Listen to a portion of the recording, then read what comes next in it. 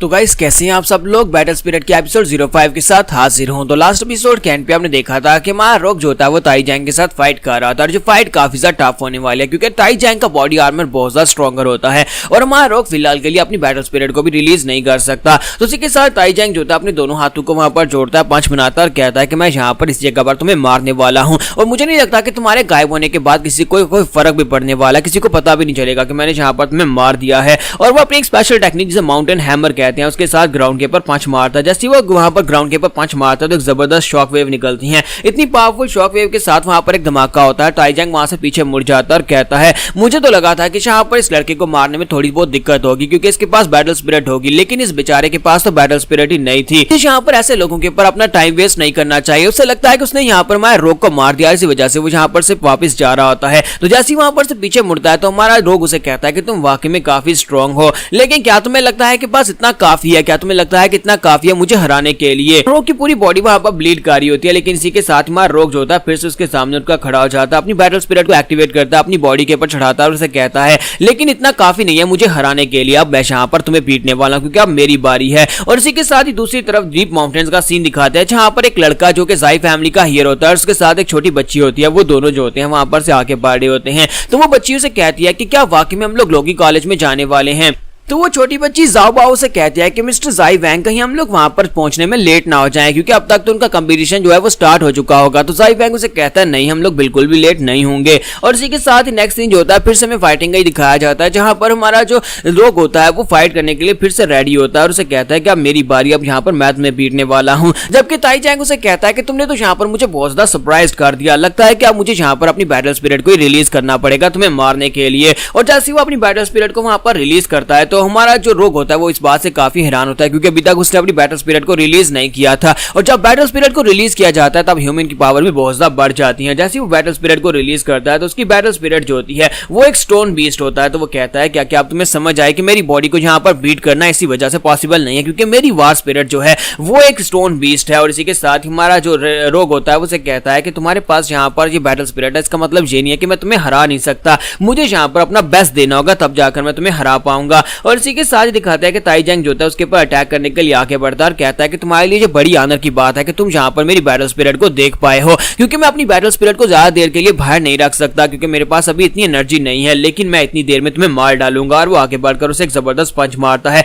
तो जैसे वहां पर रोग को पंच मारता है रोग अपने दोनों बाजू को सामने करते हुए उसके पंच वहां पर ब्लॉक करता है। हालांकि उसने अपनी बैटल स्पिरिट की एनर्जी को वहां पर एक्टिवेट किया होता है लेकिन उसे जबरदस्त ब्लो पड़ता है जिसकी वजह से उसके मुंह से ब्लीडिंग होना शुरू हो जाती है और वो वहीं पर ग्राउंड के ऊपर गिर जाता है। ताई जैंग उसे कहता है कि ये क्या, तुम तो यहाँ पर फिर से ग्राउंड के ऊपर गिर गए, मुझे तो लगा था कि इस बार तुम मुझे पीटने वाले हो। और इसी के साथ ही हमारा जो रोग होता है वहीं पर से नीचे से उठता है और उसके कंधे के ऊपर से गर्दन के पास जाकर पंच दे मारता है और पीछे हटता है। तो वो कहता है कमीने कहीं कि ये तुम क्या कर रहे हो, मैंने तुम्हें पहले भी कहा था कि तुम्हारे पंचेस बिल्कुल बेकार हैं लेकिन फिर भी तुम यहाँ पर मेरे पर पंचेस मार रहे हो, मैं तुम्हें अपनी और पावर दिखाता हूँ। और फिर से वहां पर अपनी बीस्ट की पावर को यूज करता है यानी अपनी बैटल स्पिरिट की पावर को यूज करते हुए हमारे रोग के ऊपर एक और पंच मारता है। तो रोग अपने बाजू को सामने करते हुए पंच को ब्लॉक करता है, फिर साथ ही उसके कंधे के ऊपर वहां पर अटैक करता है, वो उसके कंधे के ऊपर पंच दे मारता है। तो इसी के साथ ही साइड के ऊपर दूसरे कंधे का यानी गर्दन के पास फिर से पंच मारता है जिसकी वजह से ताई जैंग जो है काफी ज्यादा गुस्सा होकर उसे कहता है बेवकूफ बच्चे, मैं तुम्हें कितनी बार बताऊं कि ये बिल्कुल बेकार है, यहाँ पर तुम मुझे जितने पंचेस मारे मुझे इस बात से बिल्कुल फर्क ही नहीं पड़ा, फिर तुम यहाँ पर मुझे पंचेस मार क्यों रहे हो? अब यहाँ पर ताई जैंग जो है एक स्पेशल स्किल जिसको डेवास्टेटिंग माउंटेन अर्थक्वेक कहते हैं उसको यूज करता है, वहां पर जबरदस्त एनर्जी निकलता है। हमारा ताई जैंग जो होता है थोड़ी देर के लिए पीछे उठता है लेकिन फिर साथ ही वो फिर से अटैक करने के लिए आगे बढ़ता है। तो ताई जैंग कहता है कि मुझे लगता है कि तुम्हें वाकई में मरने की बहुत ज्यादा जल्दी है जो तुम बार बार मेरे पर अटैक करने के लिए आगे बढ़े और दोनों एक दूसरे के पर अटैक करने के लिए आगे बढ़ते हैं और जो दोनों का यहाँ पर हाल में फाइनल अटैक होने वाला है।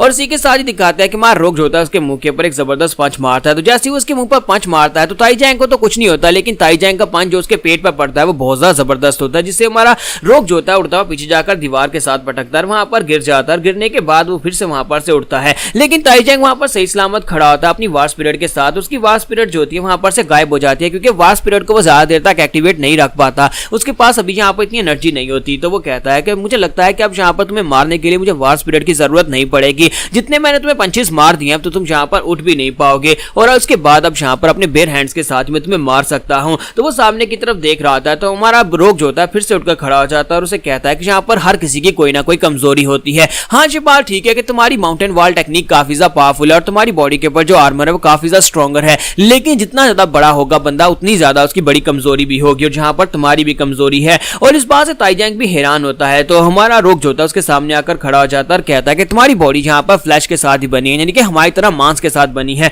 और तुम्हारी जहां पर एक कमजोरी है। तो वो कहता है कि बकवास बंद करो, मेरी कोई कमजोरी नहीं है। तुम्हें क्या लगता है कि तुम जहां पर अपने पंचेस के साथ, छोटे छोटे पंचेस के साथ मुझे हरा सकते हो, मेरी बॉडी को डिस्ट्रॉय कर सकते हो? तो रोग उसे कहता है कि मुझे एक बात तो बताओ, क्या कभी किसी बी ने तुम्हें डंक मारा है? तुम्हें पता है कि जब बी किसी को डंक मारती है तो उस वक्त इतना दर्द नहीं होता, लेकिन बाद में वहां पर बहुत ज्यादा दर्द होता है। सेम तुम्हारे साथ भी जहां पर यही होने वाला है। मैंने जहां पर अपनी स्पिरिचुअल एनर्जी को तुम्हारी बॉडी के अंदर इन्फ्यूज कर दिया। मैंने अपनी पंचेस के अंदर अपनी वार स्पिरिट यानी अपनी बैटल स्पिरिट को एक्टिवेट किया हुआ था, और वो सारी बैटल स्पिरिट जब पंच मारा तो तुम्हारी बॉडी के अंदर चली गई। अब जबकि मैं जल्दी से उस बैटल स्पिरिट को एक साथ तुम्हारी बॉडी के अंदर से बाहर निकालूंगा तो क्या होगा, वो बैटल स्पिरिट तुम्हारी बॉडी के अंदर तुम्हारी स्पिरिट के साथ कनेक्टेड हो चुकी है। अगर मैं उसे एकदम से बाहर खींच लेता हूं तो उसी वक्त तुम्हें यहां पर बहुत ज्यादा दर्द होने वाला है। तुम्हें इतना तेज झटका लगेगा कि तुम यहीं पर ग्राउंड के ऊपर गिर जाओगे और बेहोश हो जाओगे। थोड़ी देर के लिए तुम अपना दिमागी सल्तनत खो दोगे। तो वो अपनी बैटल स्पिरिट को एक्टिवेट करता है और उसे वापस खींचने की तैयारी करता है, जबकि ताईजैंग चिल्लाकर उसे कहता है रुको रुको प्लीज, हम लोग जहां पर बात कर सकते हैं, मैं तुम्हें पास दे देता हूं। लेकिन हमारा रोग से कहता है कि नहीं, मैं यहां पर तुमसे बात नहीं करूंगा। और इसी के साथ वो एक स्पेशल टेक्निक जिसे शार्प एज कहते हैं,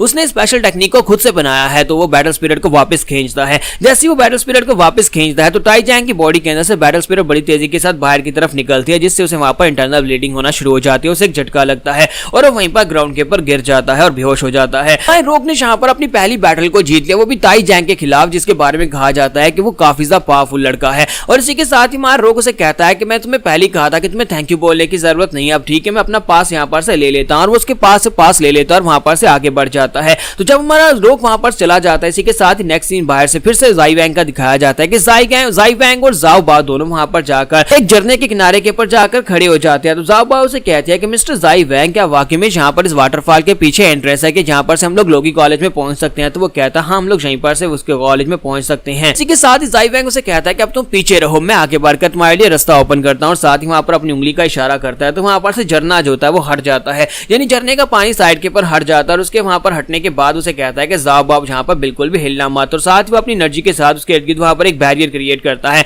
जो बैरियर के साथ वहां पर उसे उड़ाकर अपने साथ पानी के अंदर से लेकर आगे बढ़ता है, क्योंकि वो खुद वहां पर पानी के ऊपर चल सकता है। तो ज़ाई वैंग उसे कहता है कि चलो फिर हम भी चलते हैं लोगी कॉलेज में, जाकर अपने टेस्ट को पास करते हैं, क्योंकि टेस्ट को पास करना काफी ज्यादा जरूरी है। और इसी के साथ ही नेक्स्ट सीन जो होता है फिर से अंदर का दिखाया जाता है, जहां पर ताईजैंग जो होता है ग्राउंड के ऊपर बेहोश पड़ा होता है और एक कौवा जो होता है उसके ऊपर आकर बैठा होता है, साथ उसके ऊपर बीट भी कर देता है। और इसी के साथ ताईजैंग को होश आती है, वो उठकर बैठ जाता है और कहता है कि मेरा सर दर्द कर रहा है, मुझे लगा नहीं था कि उस लड़के के पास ऐसी कोई स्किल्स होंगे, उस लड़के ने तो यहाँ पर मुझे चालाकी के साथ हरा दिया है। इसी के साथ उसे पीछे से आवाज आती है, एक लड़का जो होता है वहां पर ऊपर बिल्डिंग के ऊपर बैठकर उसे कहता है कि तुम्हारे सर के ऊपर तो एक परिंदे ने टट्टी कर दी है। ताईजैंग जैसे वहां पर उस लड़के की तरफ देखता है, उसे देखते उसे एक झटका लगता है, क्योंकि जब वो उसकी तरफ देखता है साथ उसकी बैटल स्पिरिट को देखता है, तो उसकी बैटल स्पिरिट को देखने के बाद वो कहता है ऐसा कैसे हो सकता है, ये तो जान जिंग है, लेकिन ये तो एक वार हीरो है, फिर यहाँ पर इस जगह के ऊपर क्या कर रहा है, इसका यहाँ पर स्टूडेंट्स के असेसमेंट के दौरान क्या काम है। यहाँ पर हम लोग अपनी एपिसोड 05 का एंड करेंगे और नेक्स्ट एपिसोड में देखेंगे कि एक वार हीरो यहाँ पर क्या कर रहा है, उसका इस जगह के ऊपर क्या काम है, क्या वो यहाँ पर ट्रबल कास्ट करने के लिए आया है।